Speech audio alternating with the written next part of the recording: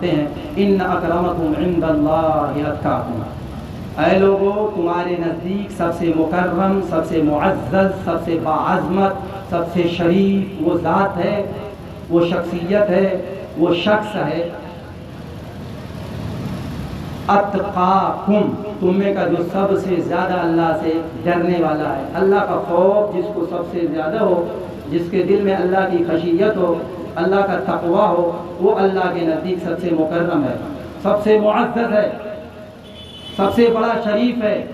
باعظمت ہے، اس کا احترام اللہ کے یہاں بہت ہے۔ حدیث میں نے پڑھی، حضرت ابو ہریرہ رضی اللہ تعالیٰ عنہ راوی حدیث ہیں، ارشاد فرماتے ہیں اللہ کے نبی صلی اللہ علیہ وسلم نے ارشاد فرمایا تنکح المرأة لأربع لمالها ولحسبها ولجمالها ولدينها فاظفر بذات الدين تربت يداك، اے لوگوں عورت سے شادی کی جاتی ہے تو عام طور پر 4 وجوہات سے شادی کی جاتی ہے۔ کچھ لوگ ایسے ہوتے ہیں جو عورتوں کو اپنے نکاح میں لیتے ہیں اور اپنی شادی کے لیے منتخب کرتے ہیں اس عورت کے مال کی کثرت کی وجہ سے۔ وہ عورت بڑی مالدار ہوتی ہے تو جلدی سے اس سے شادی کر لیتے ہیں کہ جہیز بہت ملے گا، نہیں تو بعد میں خسر صاحب جس کو ہم اور آپ سسر کہتے ہیں وہ پراپرٹیز مجھ کو دے دیں گے، یا ان کا جو کاروبار ہے اس کاروبار میں مجھے شریک کر لیں گے، میں بڑا مالدار ہو جاؤں گا۔ تو بعض لوگوں کی نگاہ کدھر ہوتی ہے؟ مال کی طرف۔ فرمایا تنکح المرأة لأربع لمالها، عورت سے یا تو شادی اس کی مال اور اس کے دولت کی وجہ سے کی جاتی ہے۔ فرمایا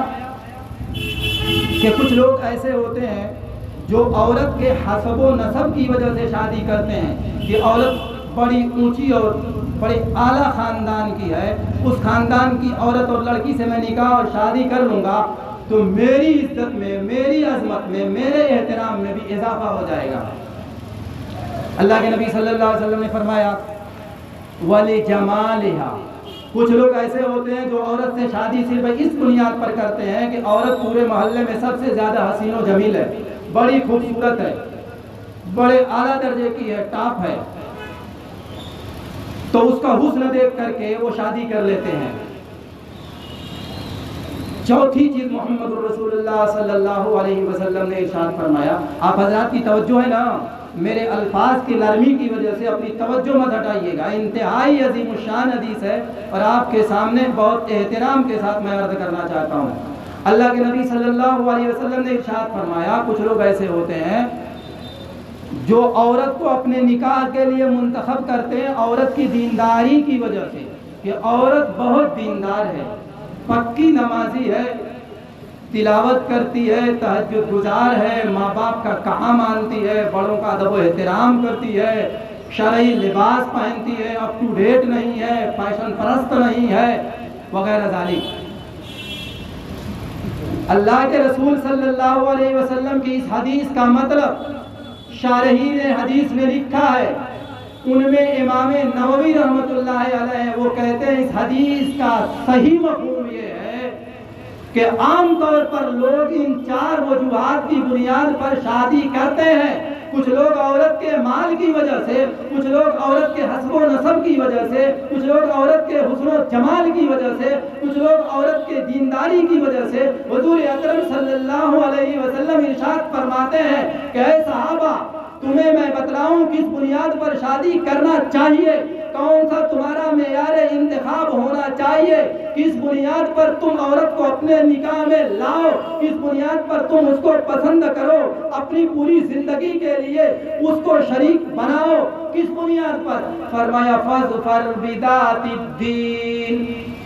دین کی بنیاد پر نکاح کر کے کامیابی حاصل کرو۔ ظفر یظفر کے معنی ہوتا ہے کامیاب ہو جانا، فظفر تو کامیاب ہو جا، بذات الدین،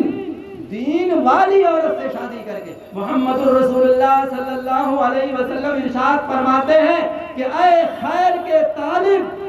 اگر خیر چاہتے ہو، اگر چاہتے ہو کہ دنیا کی بھی دولت مل جائے، عقبا کی بھی دولت مل جائے، دنیا میں بھی کامیاب ہو جاؤ، آخرت میں بھی کامیاب ہو جاؤ، دنیا کی ناکامی سے بچ جاؤ، آخرت کی ناکامی سے بھی بچ جاؤ، فاظفر بذات الدین، دیندار عورت کو اپنے نکاح میں لے کر کامیابی حاصل کر لو۔ تریبت یداک، تمہارے ہاتھ خاک آلود ہوں۔ علماء کرام نے اس حدیث کہ اس ٹکڑے کا مطلب بتایا ہے، میں انتہائی اختصار کے ساتھ اس کا ترجمہ کر دیتا ہوں کہ اگر میری اس نصیحت پر عمل نہیں کرو گے، یعنی دینداری کی وجہ سے عورت سے شادی نہیں کرو گے، ترجیح دے دو گے مال کی وجہ سے، ترجیح دے دو گے حسن و جمال کی وجہ سے، ترجیح دے دو گے اس کے حسب و نسب کی وجہ سے، دینداری کی بنیاد پر شادی نہیں کرو گے تو تمہارا ہاتھ خاک میں ملے گا۔ یعنی ایک وقت وہ آئے گا کہ تم فقر و فاقہ اور محتاجگی کا شکار ہو جاؤ گے۔ اپ ٹو ڈیٹ سے شادی کر لو گے، حسین و جمیل سے شادی کر لو گے، مال والی سے شادی کر لو گے، حسب و نسب والی سے شادی کر لو گے، وہ تمہارے گھر آئے گی، تمہارا روپیہ پیسہ پانی کی طرف بہائے گی، ایک وقت آئے گا تم ذلیل و خوار ہو کر کے زمین کو ٹچ کرنے لگو گے، روڈ پہ آ جاؤ گے۔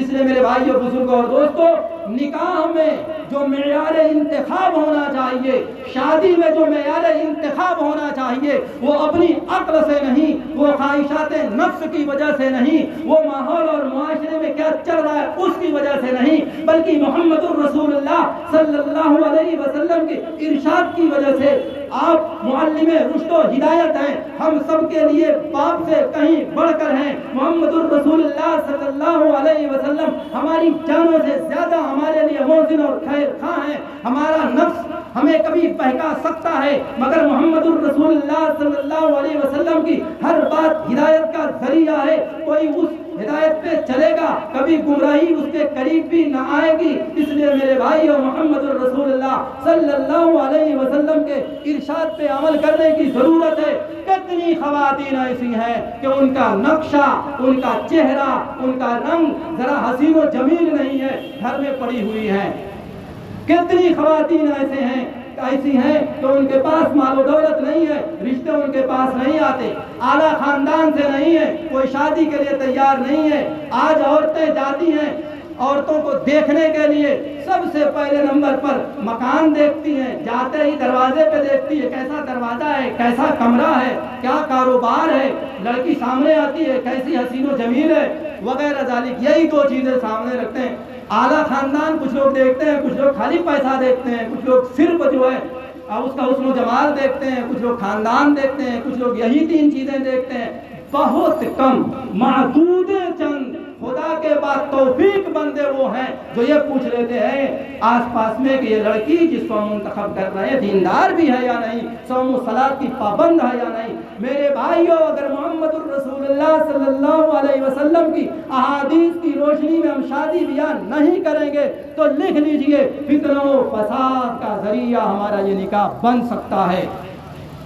ہمیں نئی نسل پروان چڑھانی ہے جو اسلام پہ جیے، جو ایمان پہ جیے، جن کے اندر اسلامی جذبہ ہو، ایمانی غیرت و حمیت ہو، جب جان کی بازی آئے میدان عمل میں کود جائیں، ان کا عزم و ارادہ اتنا پختہ ہو، عزم مصمم ہو کہ وہ کسی سے نہ ڈریں، صرف اس بات سے ڈریں کہ کہیں میرا ایمان سلب نہ ہو جائے، بس میرا ایمان محفوظ رہے، میں خدا کے یہاں رائی کے دانے کے برابر ہی صحیح ایمان لے کر کسی طرح صحیح سالم پہنچ جاؤں، چاہے میرا مال چلا جائے، میری اولاد چلی جائے، میرے رشتہ دار چلے جائیں، میرا کاروبار چلا جائے، میری دولت لٹ جائے، میری عزت چھن جائے، میرا جاؤ جلال چلا جائے، میرا منصب ختم ہو جائے، میرا عہدہ ختم ہو جائے، اس کی پرواہ کیے بغیر۔ اس لیے میرے بھائیوں، بزرگوں اور دوستوں، آج کل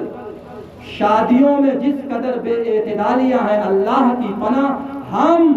زناکاری کو اب آسان بنانے کی رسم پر چل پڑے ہیں۔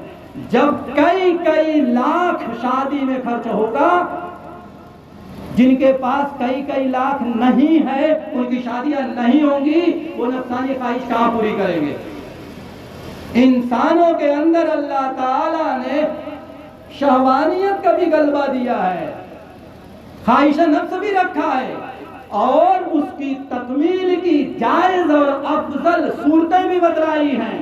وہ صورتیں ہم نہیں اپنائیں گے تو یہ دل ہے، یہ خواہش کرے گا تمنا کرے گا آپ کی شرمگاہ منہ کالا کر کے منہ پٹا لے گی، پھر اللہ کے یہاں حساب و کتاب ہوگا، بڑا معاملہ خراب ہو جائے گا۔ اس لیے میرے محترم بزرگوں اور دوستوں، ہماری بات اختصار در اختصار کرتے ہوئے تقریباً پون گھنٹہ ہو چکی ہے، اس لیے میں قرآن کریم کی آیت اور اس حدیث سے آپ حضرات کو آخری پیغام دیتا ہوں، اور انتہائی لجاجت کے ساتھ، انتہائی ادب و احترام کے ساتھ،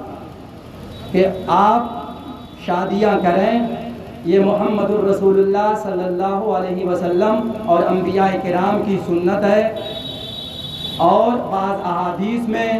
اسے نصف دین کہا گیا ہے، اور کہا گیا ہے کہ جو شادی کر لیتا ہے وہ آدھا دین مکمل کر لیتا ہے۔ اب آدھے دین کے بارے میں اللہ سے ڈرے۔